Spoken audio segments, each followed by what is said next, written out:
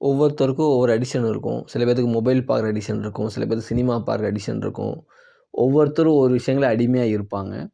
அப்ப அதுலேருந்து நம்ம வெளிய வரணும் அப்படின்னு சொன்னா, இப்போ ஒருத்தர் வந்து சினிமா படம் பார்த்துட்டு இருக்காரு. எனக்கு அதுலேருந்து வெளிய வரணும் அப்படிங்கிற எண்ணத்தோட அவர் பார்த்தார்னா, கண்டிப்பா அதுலேருந்து வெளிய வந்துரலாம். இது எடுத்துக்காட்டு என்ன சொல்லலாம்னா, ஒருத்தர் ஒரு தவறு செய்றாரு. தான் செய்யக்கூடியது தவறு தான் அப்படின்னு எப்ப அந்த உணர்ந்து செய்யறாரோ, கண்டிப்பா ஒரு நாள் அதுலருந்து அவர் வெளிய வந்துருவாரு.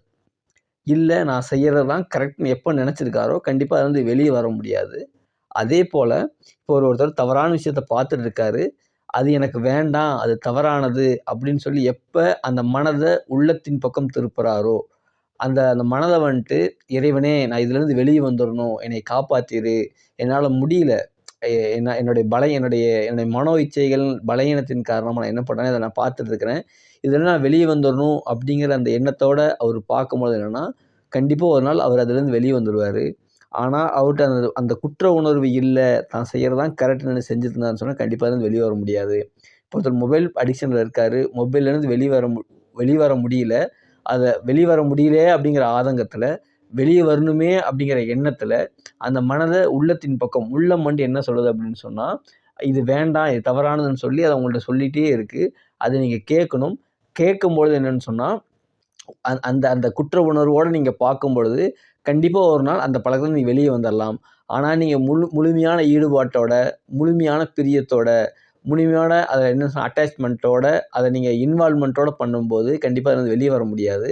ஆனா, அந்த மனதுல அந்த ஒரு மனதுல ஒரு ஒரு கவல இருக்கணும். இப்போ ஒரு கிளாஸ் ரூம் இருக்கு.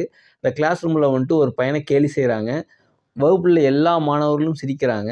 ஆனா, ஒரு மாணவர் மட்டும் எல்லாம் சிரிக்கிறாங்க. இவருக்கும் சிரிப்பு வருது. இயற்கையான குணம் இருக்கு.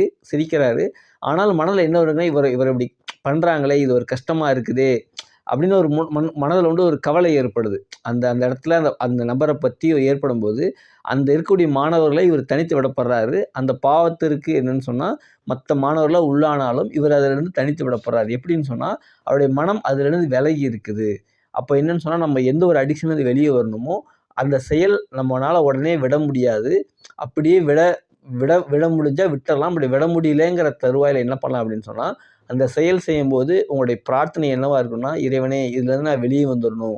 இதுலருந்து எப்படியாவது என்னன்னு சொன்னா விட்டுட்டு நான் நல்ல விஷயத்தின் பக்கம், நல்லதின்பால் நான் போயிறணும். இது வேண்டாம் இறைவனே."